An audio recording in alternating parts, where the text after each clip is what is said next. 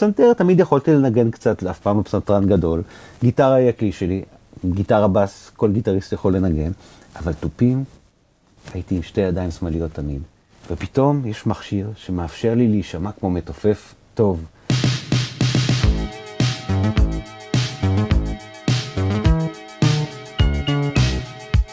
תחושת השלמות והעונג המוחלט הייתה בפעם הראשונה שחיברתי את כל המערכת הקטנה שלי, שזה סיקוונסר, שנותן פקודות לסינתסייזר מה לנגן באופן אוטומטי אחרי שאתה מתכנת אותו. מחובר למכונה שעושה תפקידים של בס, TB-303, ומכונת תופים.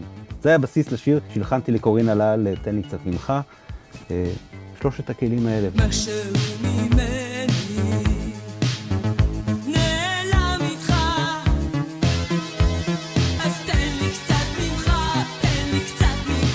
כל הזמן הדברים התפתחו בקצב אדיר, זה היה חדש. מחשבים גדולים, אמיתיים, נכנסו לתמונה. יכולת לתכנת המון תפקידים בבת אחת. כשהתחלתי להקליט על מחשב, היו אנשים ששאלו אותי, באמת, אתה מקליט על מחשב? אפילו גיטרה אתה מקליט על מחשב? כן. הפלטה של הצבעים שלי כמוזיקאי התרחבה, יכולתי לצבוע הכל באיזה צבע שאני רוצה, אבל לא נגעתי בגיטרה. נשבתי באלקטרוניקה עד כדי כך שבמשך 2-3 אחרי טיסלאם, כשהתחלתי להפיק, כמעט ולא נגעתי בגיטרה. רק אותך אוהב הלילה. בשיר "את לי לילה" של בועז, הצעתי למשה לוי, השותף שלי להפקה של האלבום, שנקליט מעבר אינסטרומנטלי שיהיה מבוסס על גיטרות, על המון גיטרות.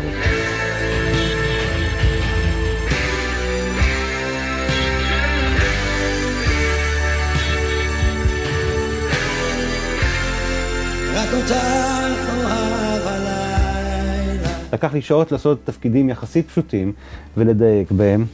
אני זוכר שנורא התביישתי והרגשתי כאילו אני איזה גיטריסט מתחיל. כן, זאת ההשפעה של האלקטרוניקה באותה תקופה.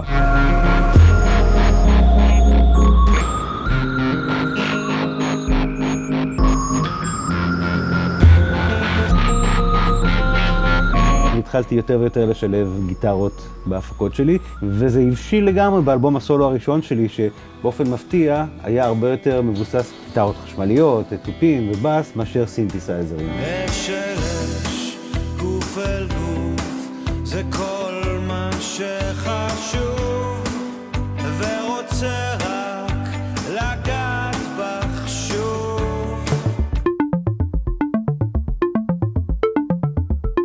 כשאני מתיישב עם גיטרה ומנסה לכתוב שיר חדש, בהתחלה בדרך כלל הולך למקומות הצפויים, למהלכים ההרמוניים הרגילים שלי, למהלכים המלודיים הרגילים שלי.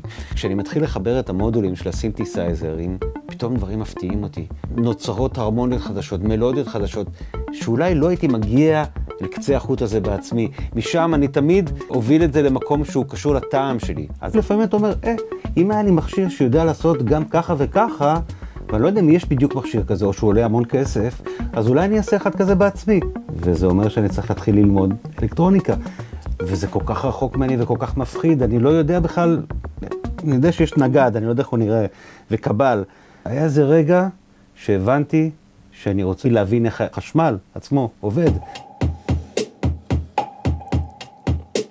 כולנו מגיעים עם איזשהו סוג של חוסר אמון עצמי שנובע מבית ספר בעיקר, ממורים, מאיזו תחושה שאתה לא יכול, והרבה מאיתנו לא למדו טוב מתמטיקה ופיזיקה ומדעים. לא היה את המורה הזה שנתן לך את הביטחון ואת האמונה שאתה באמת יכול לעשות את זה. באינטרנט יש את האפשרות לבחור את המורים על פי הזמנה. אתה סורק, יש 20 שיעורים על חוק הום בחשמל. ואתה עובר אחד ועובר שני ועובר שלישי ומבין קצת, ואז פתאום אתה נופל על מורה. ככה היה לי איזה מורה דרום אפריקאי שמצאתי את הערוץ שלו ביוטיוב, שנפל לי הסימון, והבנתי בדיוק, ומשהו בדרך שהוא הסביר, וכבר הייתי אולי בשל לזה, וככה חציתי את הדבר הזה. גיליתי שיש גורואים של שילוב של בנייה אלקטרונית וכלי נגינה, אדם כמו ניקולס קולינס, שהוא מורה מדהים, שהוא מלמד אותך לעשות מוזיקה מכל דבר, מייצר חשמל מפירות וירקות. בשביל ליצור סאונד, איזשהו צליל. דודו לוי, הוא הגיטרטק שלי, דואג לציוד שלי. למדנו יחד, בעיקר דרך ניסיון לתקן מכשירים שלא הצלחנו לתקן, ולאט לאט התחלנו ללמוד ולהרכיב דברים, ומתישהו אני התחלתי להשתולל לגמרי ולבנות דברים כאלה, שעושים כל מיני דברים למכשירים אחרים ומייצרים צלילים משונים. זה נורא כיף, ואני חושב שכל אחד יכול. אני לא יודע אם כל אחד יכול לבנות מכשירים אלקטרונים, כל אחד יכול לעשות משהו שהוא עוד לא יודע לעשות. זה כמו מכון כושר. אתה מפעיל ומאמן את השריר הזה של הלמידה ושל הזיכרון, ושל היכולת לעשות עוד ועוד ולהתקדם בתחומים שאתה לא חשבת. בחודשים האחרונים, כשהתחלתי לעשות את הסדנאות כאן באולפן, אני פוגש אנשים צעירים שמתחילים את הדרך שלהם בעשייה מוזיקלית, בהפקה מוזיקלית, ואני רואה את הצורך שלהם באישור על כל צעד שהם עושים. הם אומרים, רגע, אם אני עושה מוזיקה אלקטרונית, מותר לי להשתמש גם בציוד הזה? אני אומר לו, מה זאת אומרת? מותר לך הכל. כאומן, לך עם האינטואיציה שלך. לא תמיד תגיע למקום שחשבת שתגיע איתה, אבל אתה תגיע למקומות שבמקרה הכי גרוע אתה תגיד, אבל הייתי נאמן לעצמי.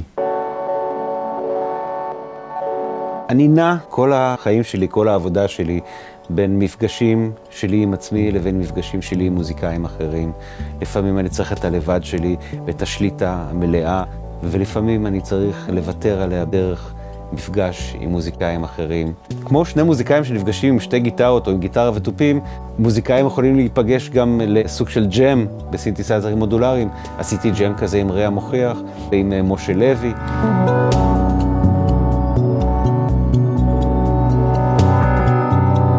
באלבום אינסטרומנטלי חדש שאני עובד עליו, שיתפתי את רונה כזמרת כדי להדגיש את המלודיה היפה דרך הקול המשגע שלה.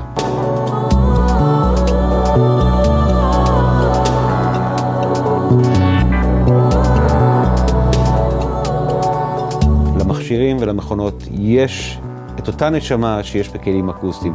זאת הנשמה שאתה מכניס לתוך הכלים האלה, וזה מה שאתה מקבל בחזרה.